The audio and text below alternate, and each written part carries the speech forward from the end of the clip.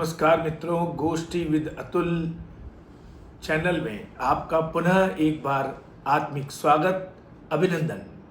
आज हम जिस व्यंग्यकार से आपको रूबरू कराने जा रहे हैं वे एक वरिष्ठ व्यंग्यकार और स्वतंत्र लेखक हैं। 28 जुलाई 1959 में मंडला के एक साहित्यिक परिवार में आपका जन्म हुआ। जी हाँ, बिल्कुल ठीक समझा आपने। मैं बात कर रहा हूँ मध्य प्रदेश के जाने माने ही व्यंग्यकार, बल्कि राष्ट्रीय स्तर पर अपनी जो एक छवि उन्होंने बनाई है, विवेक रंजन श्रीवास्तव जी की। इंजीनियरिंग पोस्ट ग्रेजुएट शिक्षा के बाद विद्युत मंडल में आप मुख्य अभियंता चीफ इंजीनियर के पद से यानी कि रिटायर्ड हुए और आपने कई क्षेत्रों में, विज्ञान के क्षेत्रों में भी काम किया। 1992 में नई कविताओं की पहली किताब आक्रोश तार सप्तक अर्धशती समारोह में भोपाल में विमोचित हुई और इस पुस्तक को दिव्य काव्य अलंकरण पुरस्कार से सम्मानित किया गया है।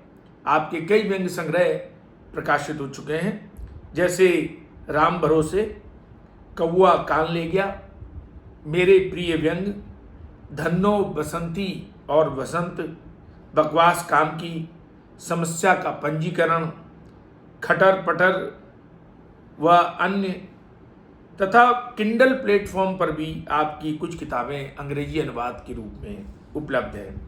इसी के साथ कुछ वैश्विक व्यंग्य संग्रहों का भी आपने संपादन किया, जैसे मिली भगत और लॉकडाउन।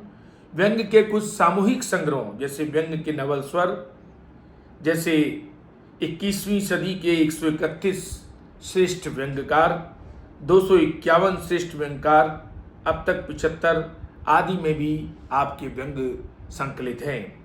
भगत सिंह, ऊधम सिंह और रानी दुर्गावती जैसी महान विभूतियों और शहीदों पर आपने किताबें लिखी हैं और आपका एक नाटक संग्रह जलनाद भी राष्ट्रीय स्तर पर पुरस्कृत हुआ है। इसके अलावा मध्य प्रदेश साहित्य अकादमी, हिंदोस्तां हमारा आदि संस्थाओं के द्वारा आपको समय समय पर सम्मानित भी किया गया है। तो आइए चलिए सुनते हैं एआई के ऊपर आधारित एक व्यंग्य विवेक रंजन श्रीवास्तव जी के द्वारा। नमस्कार, मैं भोपाल से विवेक रंजन श्रीवास्तव।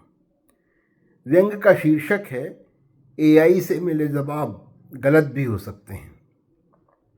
जमाने की सबसे बड़ी सच्चाई यह है कि हम सुबह उठते ही अपने फ़ोन को हेलो गूगल या हाय सिरी कहकर नमस्कार करते हैं। माता पिता को प्रणाम करना बीते ज़माने की बात हुई। उससे पहले हमारे डिजिटल गुरु का अभिवादन जरूरी है। आखिर ये मोबाइल ही तो बताएगा कि आज मौसम कैसा है, आज के ताज़े समाचार क्या हैं। खिड़की खोलकर मौसम का हाल आसमान में देखना गुजरे ज़माने की बीती बात है। नई पीढ़ी ने कमाल कर दिखाया है। अपने सोचने की शक्ति को एआई के जरिए आउटसोर्स कर दिया गया है।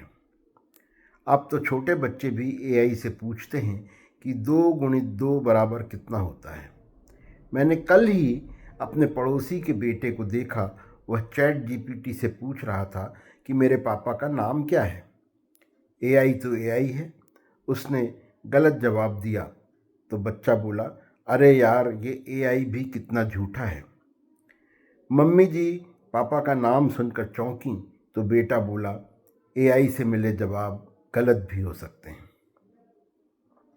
आज हर व्यक्ति एआई लेखक बन गया है।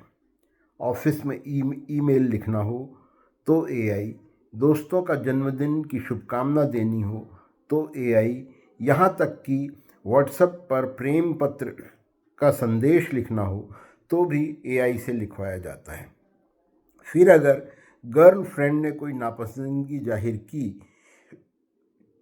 तो बिंदास कहा जाता है, यार एआई ने गलत लिख दिया था।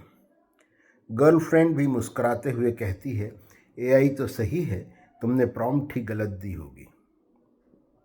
कवि पहले अपने दिल की गहराइयों से भावनापूर्वक कविता करते थे। अब एआई से कहते हैं, प्रेम पर 2 लाइन लिख दो। एआई तुरंत लिख देता है, तेरे इश्क में मैं हो गया दीवाना, तू है मेरी ज़िंदगी का सबसे बड़ा खजाना। और कवि खुश होकर अपना नाम जोड़कर फेसबुक पर उसे पोस्ट कर देते हैं। कमेंट भी मिल जाते हैं। वाह क्या बात है।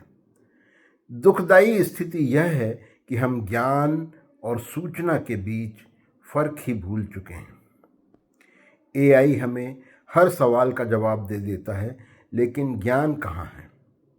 पहले हम पुस्तकालय जाते थे, किताबों के पन्ने पलटते थे, चिंतन करते थे और तब जो कुछ कंटेंट बनता था उसे भावनाओं के साथ, मंथन के साथ कागज़ पर उतारते थे। अब तो सब कुछ इंस्टेंट चाहिए। गूगल बाबा से पूछा और 1 सेकंड में जवाब आ गया। वो धैर्य, वो गहराई, वो मंथन प्रक्रिया सब लापता है। आज हमारे पास सूचनाओं का समुद्र है, लेकिन समझ का रेगिस्तान भी साथ में है। हम कृत्रिम बुद्धि के गुलाम बन रहे हैं और इसे अपनाकर स्वयं को तकनीक का महान राजा समझ रहे हैं।